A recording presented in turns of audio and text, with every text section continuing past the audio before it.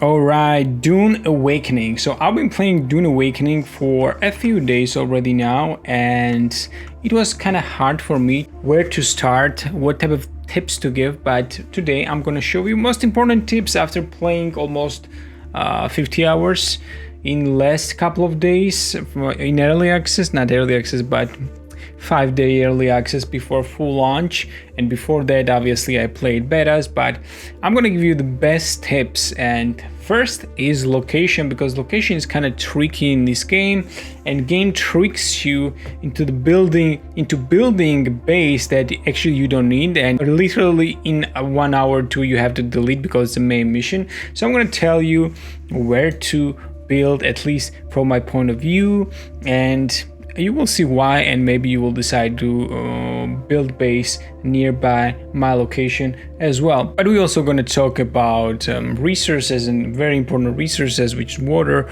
and carbon and cobalt paste and everything else that is very important. This is going to be pretty long video, so buckle up. So you start the game in this area, somewhere right here somewhere. Soon after, you will have some missions in here, Griffin's Reach trade post.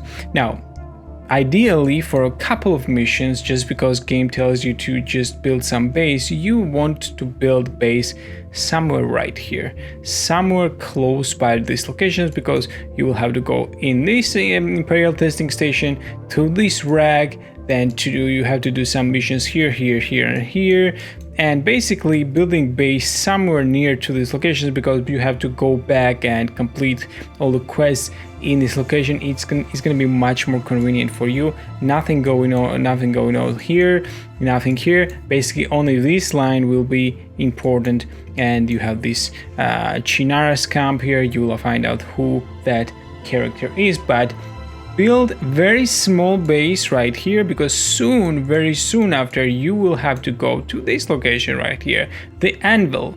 The anvil is basically mid-game, early game and mid-game place that you will have to just go a lot. Okay, you will have to go in these locations a lot. There's a big bases, so Riftwatch as that did bold guys, wide bold guys. This is basically your Timothée Chalamet's base right here, right? And a lot of interesting stuff. So I decided again to do classic, and I did the anvil, close to anvil. This is my base right here in this location. It's one of the weirdest bases I have ever built in my life, ever in any game. But yeah, a lot of people are moving in here. We see one base here, one base there. This is my base, and there's some bases right there as well. Very convenient location for many reasons. Now I'm gonna tell you something else as well.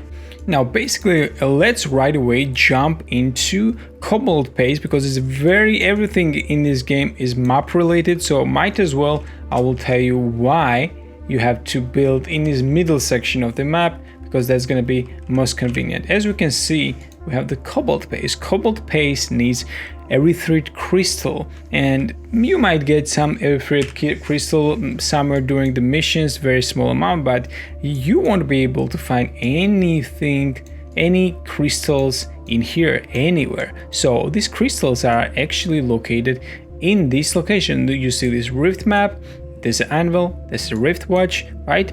And you will have to go there. You probably see my pre-recorded video. You will go down there, you will see a huge big I don't know, underground bases, underground quarries, huge locations, very impressive graphically, atmospherically, level design wise. You can be lost there for hours. Beautiful, not beautiful, but very impressive. And it spans, as you can see, this location for this location is very long, big location. So you will find it there. You will actually find a lot of carbon in these locations as well. A lot of carbon right here, and carbon is needed to make steel. As we can see, steel needs carbon ore and iron ingot. Now let's talk about iron ingot, which is also very important. Iron ingot can be found in these locations pretty easily. If I'm gonna go just right now to just demonstrate, right, point I'm making, and I'm gonna get water too. As we can see right there already, we have iron ore right here. Boom, iron ore. Let's take it. Boom. Maybe I'll take a little bit of water because I need it ASAP. It's bedtime for harvesting, but we are just gonna die without water right now. So I'm gonna talk about water as well. Water is extremely important in this game. It's like, even in crafting, I was like, what? Actually, you for forging, you need to have a water actually. So as you can see, there's a lot of water in my location. Problem is, all these ores and water locations will change place. As we can see, we have watermark right here, watermark right here, and after every single week, the map gonna change. This water location will be maybe right here or somewhere else, but in general location of the resources, like for example this cobalt paste location, will stay the same. So like I said, iron ores can be found here and here, a little bit less in here, mostly in this middle section. Also, we have these locations right in here, which is complex machinery, and you can find a lot of actually iron in these locations. Right here is actually these locations, it doesn't say that. Actually, maybe they say, no, they just say complex machinery, but these are like big quarries, okay? And this one, I think as well, not this one. This one, you can find a lot of metal in these locations. So if you want iron and if you build here, you're gonna be still very close to the anvil, and you're very close to a lot of missions, as this is an anomaly zone with radiation. So pretty much you are set for a mid game, and you can make a lot of steel and so on.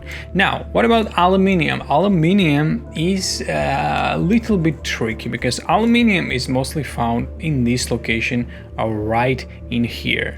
All right, this is another zone. Let me find it here.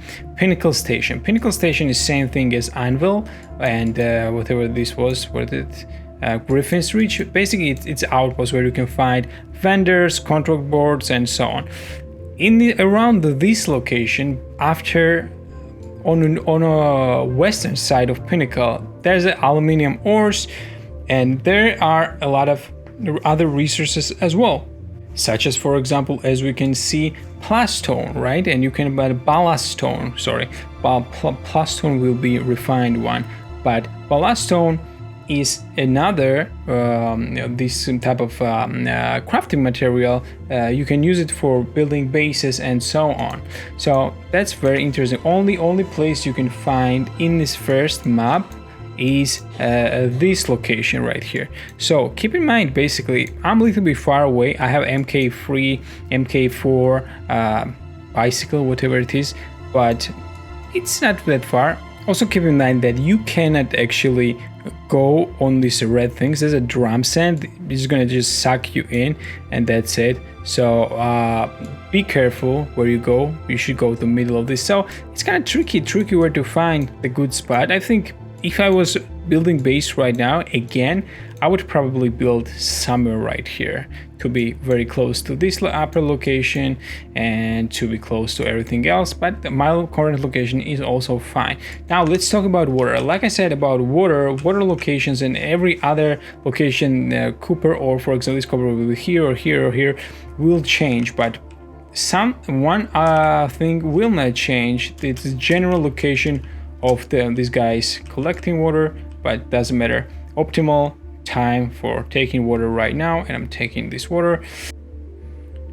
As you can see, this guy is stealing our water, but water is extremely important in everything, even in refining ores and whatnot. So you have to find pretty good location like this. Usually I can take, I don't know, 10k water, 15, 20k water easily, and I have basic sickle.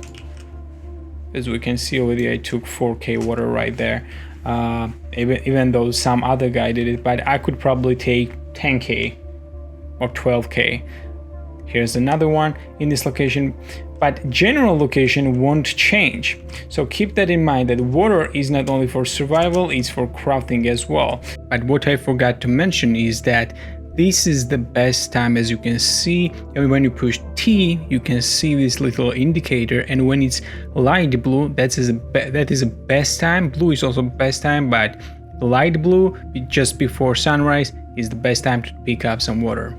Now obviously you can later on craft much better sickles like this one, the Reaper MK4 and the industrial one. I don't have it right now, but I've seen it in action and it's very impressive and very good.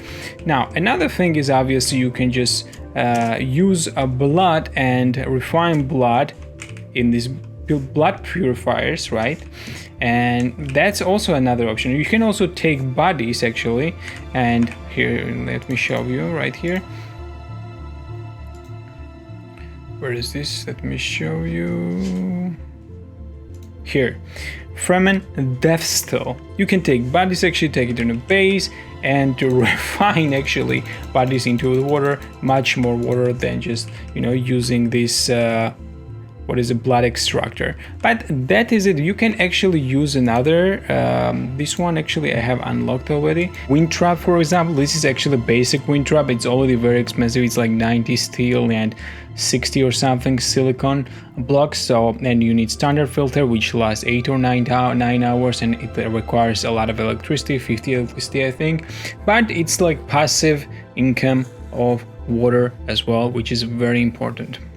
I think I covered everything I wanted to cover. Maybe vehicles. Let me show you vehicles, and that's gonna be it for today. Just this game has a lot, and there's a lot of ways to play it. So it's really up to you. There's general tips obviously with vendors and where you can find some most important resources like I told you about right now. But in generally speaking, these are main tips. This is a vehicle fabricator, and you can just I'm about to do this ornithopter. It's gonna be very cool, but I need more aluminium. But this is my 1 bike, 2 and 3 bikes. This bad boy right here is my favorite toy in this game. Point of this is basically big storage. And also you can put some cutter in there, but on MK1 you can't put storage and cutter at the same time. But it's a great way to get a lot of resources when you go to big trips, and also it's pretty fast. It's like 75 kilometers per hour, so that's pretty good. So that was it. Don't forget to like, share, comment. Let me know what type of tips you need. Maybe some locations, some vendors, some skill points, advanced skill trees. There's a lot of things going on in this game. So let me know what you want to see, and I'm gonna make detailed videos about those topics. Thanks for watching. Bye.